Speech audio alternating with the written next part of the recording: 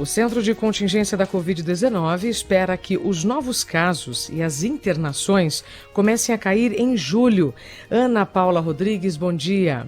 Oi, Isabela, bom dia ao Nelson aqui também. A gente está falando de casos da Covid-19, né? A gente está no momento, infelizmente, em que a curva já está subindo.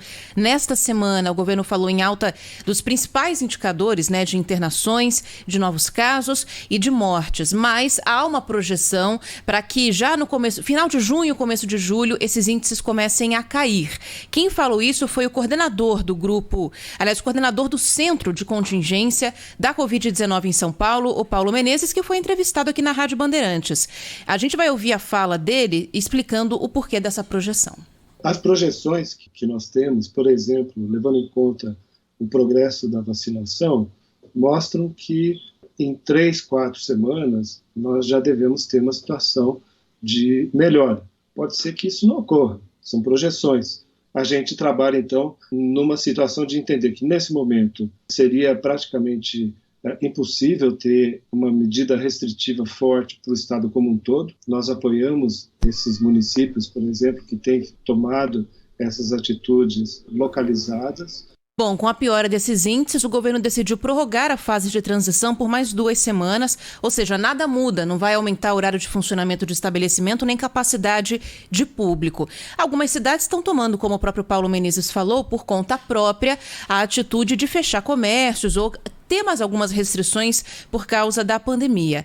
Na segunda-feira, os prefeitos do ABC Paulista vão se reunir para definir se mais municípios vão adotar essas medidas, além de São Bernardo do Campo e de Santo André. A gente tem a fala do prefeito de Santo André, o Paulo Serra, falando que essas restrições já foram pensadas agora, se antecipando a uma possível piora do quadro ali na região. O ABC tem sempre se antecipado porque a gente enxerga a tendência quando o número de casos e o número de internações começam a subir, para que o pior não aconteça. E o que é o pior? É as pessoas ficarem sem leito, sem atendimento. Aqui em Santo André isso não aconteceu e a gente tem ajudado as demais cidades do ABC para que na nossa região isso não aconteça. Bom, hoje mais uma cidade do interior aumentou as restrições, Porto Ferreira, que fica ali na região de São Carlos. Nesta semana, inclusive, o prefeito de Porto Ferreira esteve em Brasília, no Ministério da Saúde, pedindo mais vacinas por causa do grande número de casos de uma nova cepa ali na região, né? A P4.